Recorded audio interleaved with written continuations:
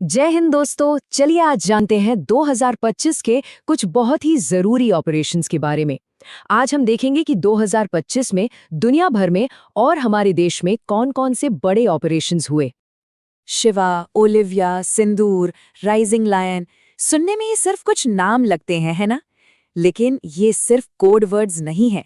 इनके पीछे छिपी हैं बचाव, संघर्ष और सुरक्षा की वो कहानियां जो हमारी दुनिया को एक नया आकार दे रही हैं।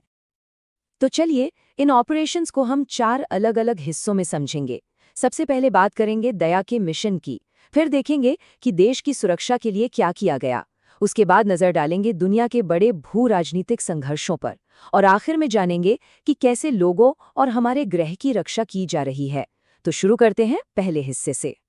तो सबसे पहले बात करते हैं उन ऑपरेशंस की जिनका मकसद था मुश्किल में फंसे अपने लोगों को, अपने नागरिकों को सुरक्षित घर वापस लाना। ऑपरेशन अजय। जब इजराइल हमास के बीच जंग छिड़ी तो वहां फंसे भारतीय नागरिकों की सेफ्टी सबसे बड़ी चिंता थी। तब हमारे सशस्त्र बलों और विदेश मंत्रालय ने मिलकर ये बहुत ही जरूरी मिशन चलाया ताकि हर भारतीय को सुरक्षित वापस लाया जा सके। फिर आता है ऑपरेशन इंद्रावती। हेती कैरिबियन का एक देश जहां पर सशस्त्र गिरोहों ने लगभग पूरे देश पर कब्जा कर लिया था। हालात इतने खराब थे कि वहां से भारतीयों को निकालने के लिए तुरंत ये मिशन लॉन्च करना पड़ा। और फिर ऑपरेशन कावेरी। सूडान में जब गृह युद्ध छिड़ गया तो वहां भी भारतीय नागरिक फंस गए थे। उन्हें बचाने के लिए भारत ने अपने 2 C-130J हेवी लिफ्ट एयरक्राफ्ट और नेवी की INS सुमेधा को भेजा। ये एक बहुत मुश्किल रेस्क्यू ऑपरेशन था। तो देखिए, चाहे वो ऑपरेशन अजय हो, इंद्रावती, कावेरी या फिर ईरान इजरायल युद्ध के दौरान चलाया गया ऑपरेशन सिंधु, ये सभी मिशन एक ही बात को साफ करते हैं कि जब दुनिया के किसी भी कोने में अपने नागरिक मुश्किल में होते हैं तो हमारा देश उन्हें वापस लाने के लिए अपनी पूरी ताकत लगा देता है, फिर चाहे खतरा कितना भी बड़ा क्यों ना हो। अच्छा, सिर्फ अपने नागरिकों को बचाना ही नहीं, भारत ने अपने पड़ोसी देशों की भी मुश्किल घड़ी में मदद की है। जैसे म्यांमार में भूकंप पीड़ितों के लिए ऑपरेशन ब्रह्मा या फिर चक्रवात मोचा के पीड़ितों के लिए ऑपरेशन करुणा। ये ऑपरेशंस दिखाते हैं कि भारत मानवीय सहायता में भी हमेशा आगे रहता है। चलिए अब विदेशों से हटकर देश के अंदर की बात करते हैं। देखते हैं कि हमारे देश की सीमाओं के अंदर नागरिकों की सुरक्षा और कानून व्यवस्था बनाए रखने के लिए कौन से ऑपरेशंस चल रहे हैं। जम्मू और कश्मीर में इंडियन आर्मी ने एक साथ 2 मोर्चों पर काम किया। एक तरफ था ऑपरेशन शिवा, जिसका मकसद था अमरनाथ यात्रा को पूरी तरह सुरक्षित बनाना, और दूसरी तरफ था ऑपरेशन सर्वशक्ति, जिसमें पीर पंजाल की पहाड़ियों में छिपे आतंकवादियों को ढूंढकर खत्म किया जा रहा था। अब देखिए, आर्मी तो अपना काम कर ही रही थी, साथ ही जम्मू कश्मीर पुलिस ने भी एक खास पहल की, ऑपरेशन कामधेनु। इसका सीधा मकसद था मवेशियों की अवैध तस्करी करने वाले जो क्रिमिनल नेटवर्क्स हैं उन पर लगाम कसना।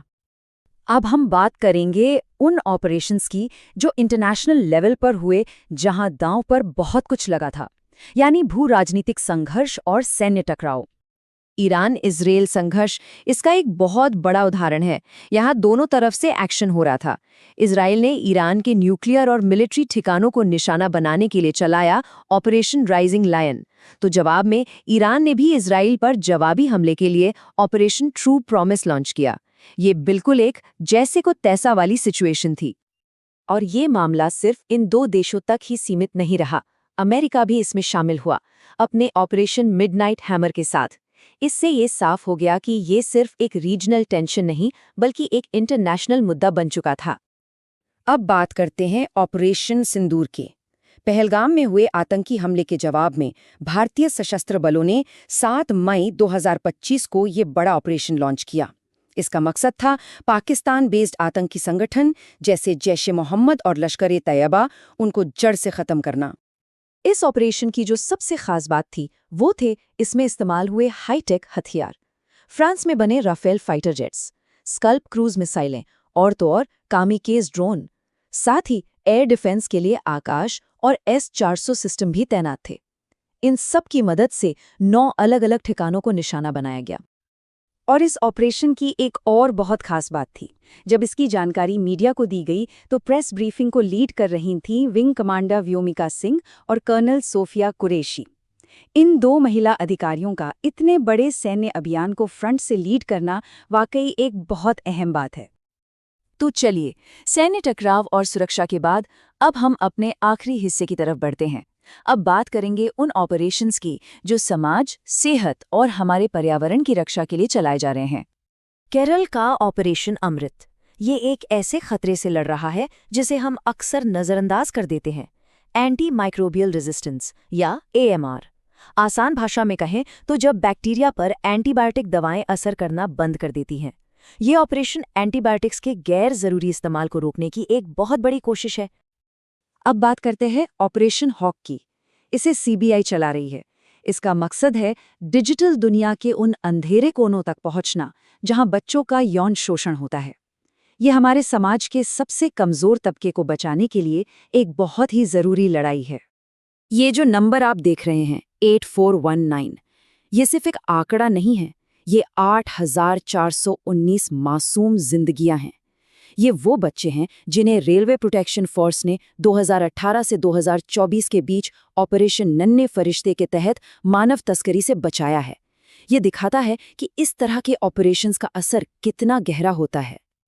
और आखिर में ये ऑपरेशन सिर्फ इंसानों के लिए ही नहीं, हमारे पर्यावरण के लिए भी हैं, जैसे इंडियन कोस्ट गार्ड का ऑपरेशन उल्लिविया, जो ओडिशा के तट पर ऑलिव रिडले कछुओं को बचाता है, या फिर इंडियन एयरफोर्स का बम्बी बकेट ऑपरेशन, जो उत्तराखंड के जंगलों की आग बुझाने में मदद करता है। यहाँ तक कि समाज को गुमराह करने वालों के खिलाफ भी ऑपरेशन कालनेमी जैसे कदम उठाए जाते हैं। तो दोस्तों, आज हमने देखा कि इन ऑपरेशंस के नाम सिर्फ नाम नहीं है, चाहे वो बचाव का मिशन हो या प्रतिरोध का। ऑपरेशन अजय की मानवीयता से लेकर ऑपरेशन सिंदूर की जवाबी कार्यवाही तक, ये सभी मिशन हमें हमारी दुनिया की प्राथमिकताओं के बारे में बहुत कुछ बताते हैं। ये दिखाते हैं कि हम किन चुनौतियों से जूझ रहे हैं और उनसे निपटने के लिए क्या कदम उठा रहे हैं। ऐसी ही जानकारी के लिए सब्सक्राइब कीजिए ऑल कैन स्टडी को। Thank you.